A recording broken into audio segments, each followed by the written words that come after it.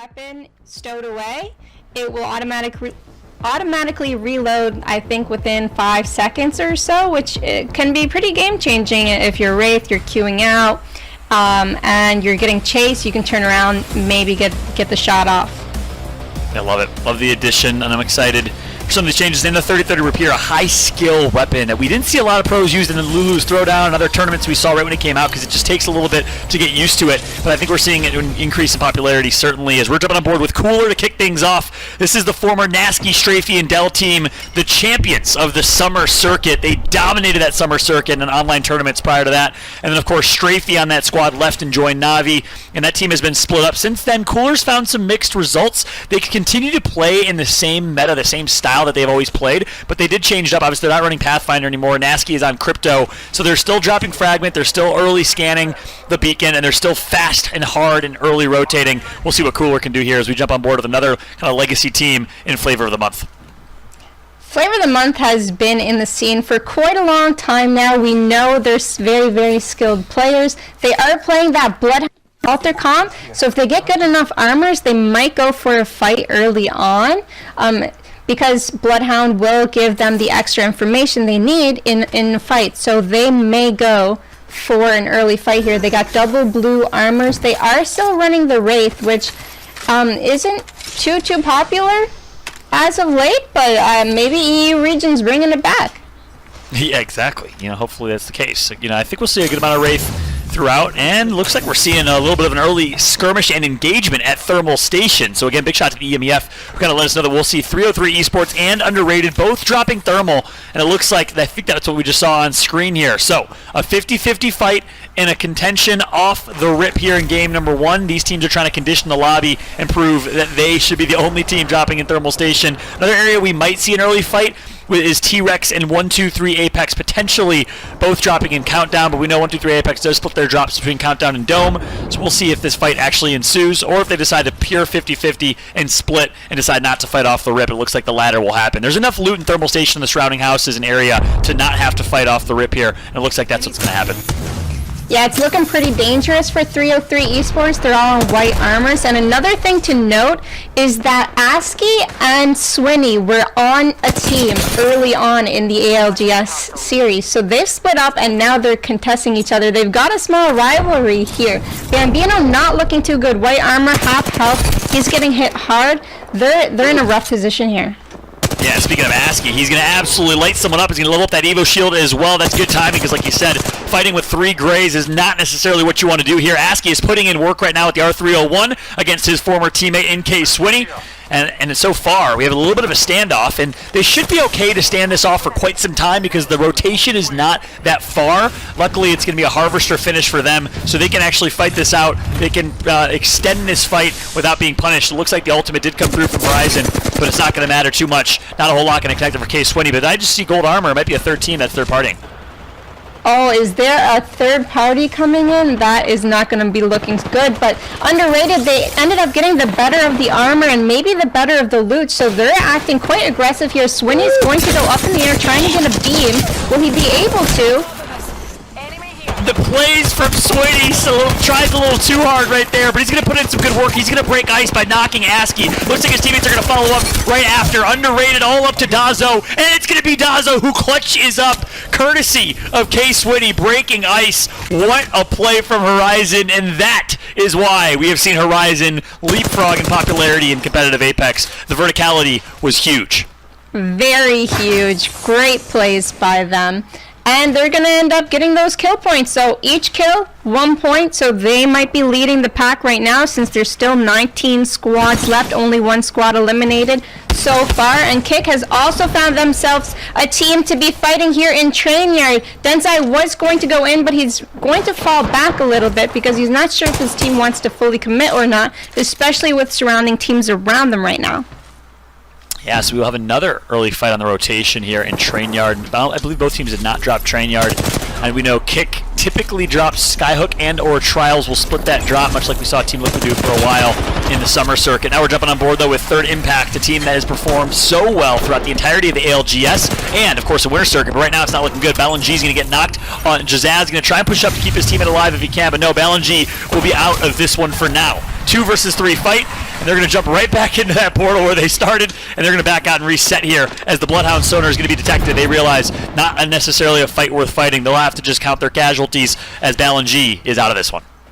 Yep, and Balan-G, one fun fact to know is that in the winner's circuit, he's been having the most average kills per game, so they might have just lost their top fragger there. They might want to try and recover his banner later on if 123 does not camp the banner. Now, camping banners isn't very common in competitive Apex, but when teams do necessarily want to count every point, you know, so if they do banner camp, that's an extra two kills perhaps. It would be a good thing to do. Since they're not rotating so early, they're still in refinery right now. Yeah, that's true. And the reason you don't see competitive Apex... Oh, actually, I'm going to hold that thought for a second here because Totem Esports, Maz, finds himself in a pretty rough spot. He gets taken out.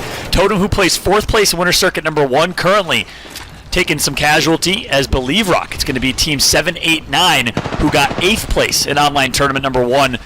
The Cinderella story from the Krakow preseason invitational. We have to continue to talk about that because that was one of the most remarkable stories in all of esports back in late 2019. That team actually split up. Xania joined the CHMK roster, which became Luminosity Gaming, and then returned and playing with his good friends.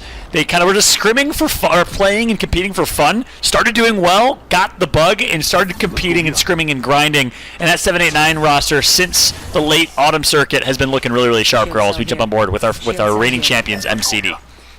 Absolutely, and some of the teams, they do start out playing scrims for fun because they find that competitiveness in scrims a lot more interesting than pubs or rank per se, and then if you're just having that much fun, why not continue playing competitive Apex? That's right. And speaking of a team that knows a thing or two about having fun while playing, MCD, formerly North. Always so much fun to watch their streams of Taishin, Mandy, and co.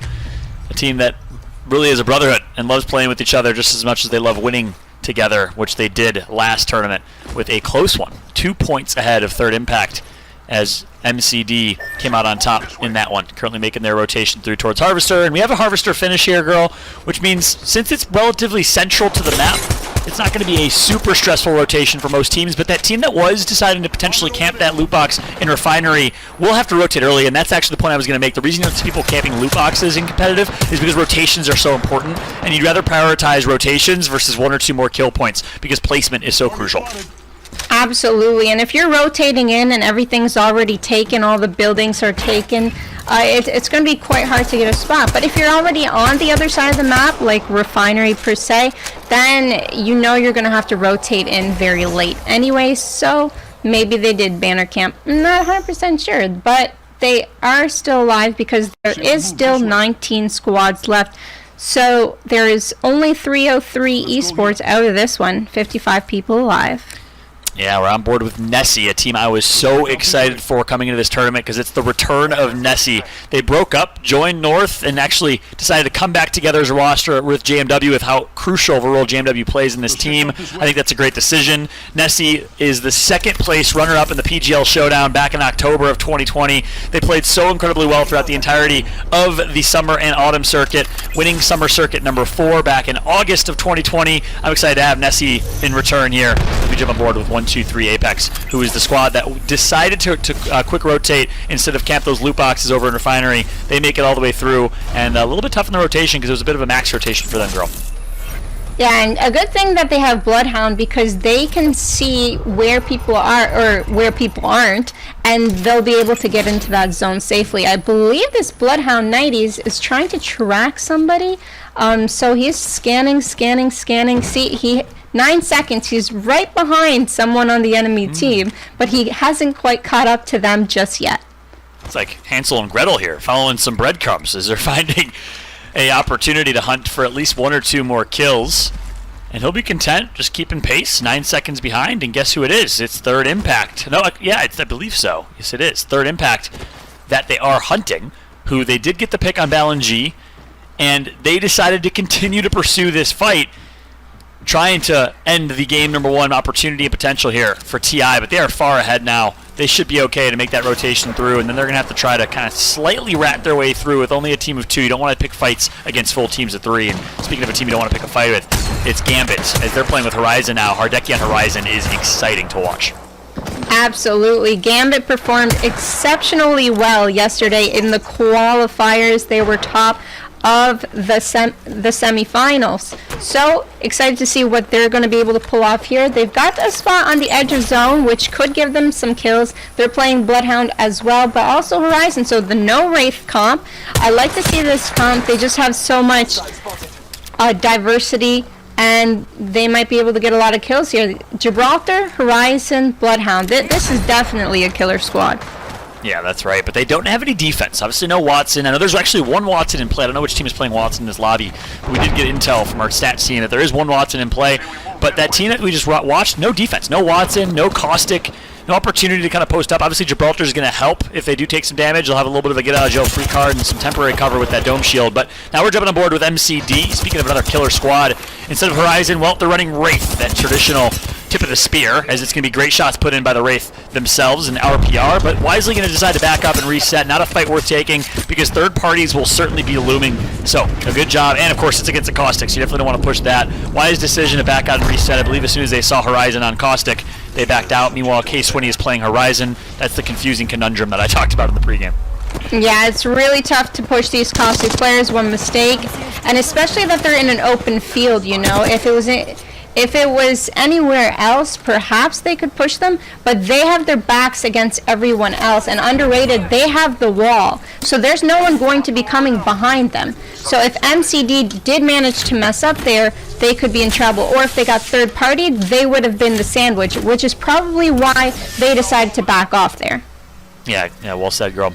And, of course, with the opportunity to head glitch and get first shots and first movers advantage or defensive advantage, you definitely don't want to push that underrated squad. And they had a Caustic on play. And on top of that, fun fact for y'all, this underrated squad is the only team in Europe that features controller players. There's actually 2 controller players on this team. It's Dowzo and Horizon. They are disgusting on controller. Another reason you want to push a close quarters fight against them, as we now jump back on board with Nessie here. Very decently positioned. I'm liking their spot overall, as they, of course, playing that same Bloodhound, Gibraltar, and Wraith comp. We'll be looking to see if they can find an opportunity for some kill points. But 19 squads still remaining, girl. This is a relatively quiet game compared to the aggression we saw last online tournament.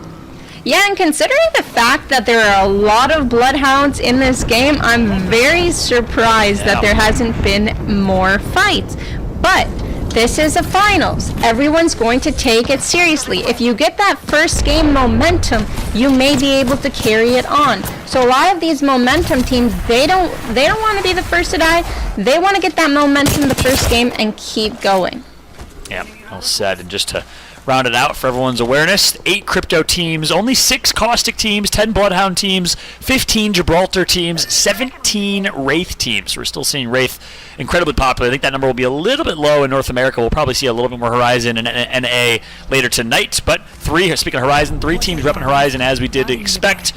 We have major pushers, we have underrated, and we have Gambit all playing with Horizon as we now jump back on with Totem Esports, obviously still in that same tough position that they were in. But 79, despite having a numbers advantage, decided not to pursue this fight, which I'm a bit surprised about, girl. They had a 3v2 numbers advantage, and they were in a relatively defensive position where they wouldn't have gotten third-partied. I would have liked to have seen them maybe push that with aggression. But that 789 squad does play with Crypto, Caustic, and Race, so not the most aggressive squad. That's probably why they have a more defensive and recon-oriented team with Crypto and Caustic on it. Absolutely, I agree. And Totem isn't looking too good. If they find out that they don't have any meds on one of their characters, then they're going to be pushing that team. 90's doing in 123 damage, going to push in with the massive 42. His teammates will follow up from behind. They got him pinched, and there goes third impact out of the first game here. And they hunted them all the way from the north top side of the map in Refinery, all the way around through, it was like an episode of Dora the Explorer, around through Skyhook, through Countdown, and then took them out ultimately within the train tracks. Great plays from them to continue with the aggression. Meanwhile, the Magicians, a team that has been such a strong and consistent performer since forming in the summer circuit, well, they currently find themselves between a rock and a hard place. Going to try and reset if they can. It's going to be up to Mollywan now, who's just going to be running most likely to his death here. Full, no shields at all, no health at all, and Mollywan is just going to try to run with his tail between his legs. Yes, he's going to try and hide in this Yep, he does not make it. He tried to hide in the pill, but T-Rex, they had the better spot. They have the Caustic inside the building. They weren't able to get pushed, and they held that off really well and ended up getting all of the kills, which is really good for them. Yeah, exactly. There it is, baby. The 30-30 repeater. Shots being put in. Such a high-skill weapon. I love this addition to Apex Legends, especially competitive Apex in the hands of our pro players, as Gambit now finds themselves in a very good position from a shield perspective. Fully leveled up, or almost fully leveled up Evo shields. They're going to try and fully level that up by late game. They should be able to do that, especially if they keep putting in great work with the triple take and the 30-30 here. The grenades are going to force them to back out and reset, get some health back. I wonder if this team's going to decide to push, as it looks like Gambit is actually the chosen ones right now. They are getting focused by 2 or 3 teams in the lobby. They are getting focused indeed. The thermites are going to hit, which is going to melt their armors. Hardeki's just going to tank it a little bit, go for that battery, but oh no, they're getting crypto ultimate, and there they go. Artico down, Gambit, Leogri down, and Hardeki no armor. He can't do anything here, but get away with 1 HP, takes the portal. And he's going to take that portal right to a T, puts in work. Oh my goodness! Hardeki just went huge. He just pushed 3 members of T-Rex, caught them off guard, and was able to take out every single one of them in the 1v2. Hardeki with 5 HP, a sliver in a dream, pops off with the EVA 8. I can't close my mouth right now. That was the most insane thing I've ever seen in Apex Legends. Holy smokes. This man has been known to clutch, but clutch with a 1 HP against 3 people. Unbelievable play of the tournament so far. Absolutely. It might be the play of the entire 6-game series here as the Architect tries to show otherwise. 1, 2, 3 finds himself in an engagement. And the ultimate's going to come through. The black hole from Horizon, that is why it is so incredibly good. That is why you cannot sleep on Horizon, especially in close corridors within these tunnels by Train Yard. That Horizon ultimate is so incredibly strong. You don't have an opportunity to disperse and avoid the ultimate and the gravitational pull of the Horizon black hole. And as a result, Major Pushers comes out on top in that fight. That seriously was the best play I think I've ever seen in a long time. That was nuts. So that was nuts. Big shout out to Hardeki, one of the best 1v1 warlords, but like one of the best clutching players in Apex Legends. That was huge. Yeah, you're spot on. Best 1v1, well, hey, he says otherwise. Best 1v3 players, as he just took on 3 people with 5 HP. That was absolutely insane. You're spot on, though. Hardeki has to be considered a top 3 most clutch players in all of Apex Legends, and he shows why right there. But now, Lasite France finds himself in an engagement. Larabinu putting in some good work. The French team finds itself in a rough spot, though. Joke goes down. Larabinu is out. It's all up to Psycop. It is indeed, and Major Pushers has done all the work. They've gotten a lot of the kills, and here we go. They're going to recover. They're going to place those caustic traps down and heal up, but they still have a little bit ways to go to get into that zone, so they're going to have to make some space here. Yeah, and they do have some time, 50 seconds of course remaining, so they will have some time. Psycop does go down, and we just saw a lot of defensive bombardments, so Gibraltar ultimates were just used right there, which they should be back potentially for late game, or might not be for a lot of these Gibraltars, but we did see 3 or 4 ultimates come through, and of course the quick counter to that, if you have a Gibraltar on your team, is a dome shield, and that's why we see 15 Gibraltars in this lobby overall. A lot of Gibraltar play. As we now jump on board with Nessie still alive and well. Look at this positioning, girl. You gotta say, they're in one of the best or better spots to win this game. Nessie, welcome back to Apex Legends. Yes, and they're mid-zone as well as cooler, so there's going to be 3 layers to this end zone for sure, and they're in the middle of it, so as long as they don't get pushed or they're able to hold their ground, they'll be definitely ending up in the top 3 at least in this first game. This will be an interesting end game. It'll be a multi-layered approach to the end game, but you're right, Cooler in a really good spot, and Cooler actually was the team rocking that Watson pick, which again fits their playstyle well. They run an old school meta type of playstyle. Early rotates. I like the port that comes through from 789. They find themselves like a nice solid little piece of real estate for now. They should be able to post up, and a team's gonna be right behind them. Need to be careful. He's actually gonna miss the Arc Star. He almost sets himself up for failure right there, as Sanya's trying to do everything he can to survive and reset. And it looks like he'll be able to. And he's just riding the elevator right now. They're positioning and they're posting up in a pretty good spot. This is a little bit cheeky. If a team turns that corner, they might find themselves in a completely disarray. They shot from them as Obey finds himself in the fight themselves, the all-Finnish squad. I actually haven't seen 3 people ride that door ever in my life, so I'm very, very surprised, and it's neat. It's really neat. Like, these pro players, they find anything in the game to play, and they'll rock it. That's right.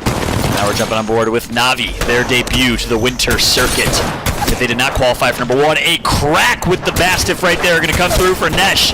Great shots being put in. He's doing absolute work. Nesh is not being stopped right now. Connects for 300 damage in a matter of seconds, but the question is, can Max Strafe and Kuya hold it down and match that damage out? Fighting right now. Gnaski wants in. He wants some kill points. Cooler taking down Estesu with his Arc Star there. Going to try. He's got to heal up soon because the zone is moving in. So everyone wants to be full health right now. Serdal taking in way too much damage. He's got to go back in. He's got to get under cover. Gnaski goes down. And it is going to be up to Yuki to cover for Dal and his teammate. And it's underrated here. Nice shot right there with the Kraber. It's a blind fire no scope with the Kraber from Yuki. This is just plays upon plays, a running montage right now, but no, it's Strafey, the former teammate, former member of this squad. He's going to come through. A third party's going to help, and just like that, Cooler is out of this one. I believe Strafey is going to be the one that ends up on top, but for now, he needs to be careful as he detects 8 hostiles nearby. Of course, in this late game circle, that's what you'd expect. Yes, he's the last one alive on his team. There's 4 squads left. He's going to have to figure out where he wants to go. Does he want to stay inside the building? A lot of people outside of the building, so he's going to play this door, and hopefully he doesn't get flanked by anyone, and he could make a top 2, maybe even a clutch out of this situation. Major pushers on the roof. They are Caustic down Cleave with the Gibraltar. He's going to try and get some massive shots off. Will he use his ultimate a little bit early? Yes, he will. 43 seconds left. He's using his ultimate. He's trying to stay alive for as long as possible on this roof. They want to take dominance on this roof. They do have a Caustic, so making it to late game is crucial. They'll be able to throw their Caustic gas on the ground on the team underneath, which is Nessie. Again, in mid-zone. Zone pulling in. 23 seconds left. It all comes down to this final fight, and you gotta think Major Pusher's in the best spot. They do have a Horizon ultimate. There it is. It's gonna come through. They have high ground. They have control, and the Major Pushers find themselves in a good spot. But Nessie's trying to rain on their parade. Nessie getting some good shots on the high ground. It's gonna be JMW popping off. JMW won't come back to this Nessie team. No, it's not gonna be enough just yet. But the rest of the team should be able to clean up. It is a bloodbath. It is madness, and in the end, it is Nessie who is your champion of game number 1. What a first game that it was, girl. That was one of the most exciting and action-packed games of Apex Legends competitive I've ever seen. Absolutely. You said it so well. That was...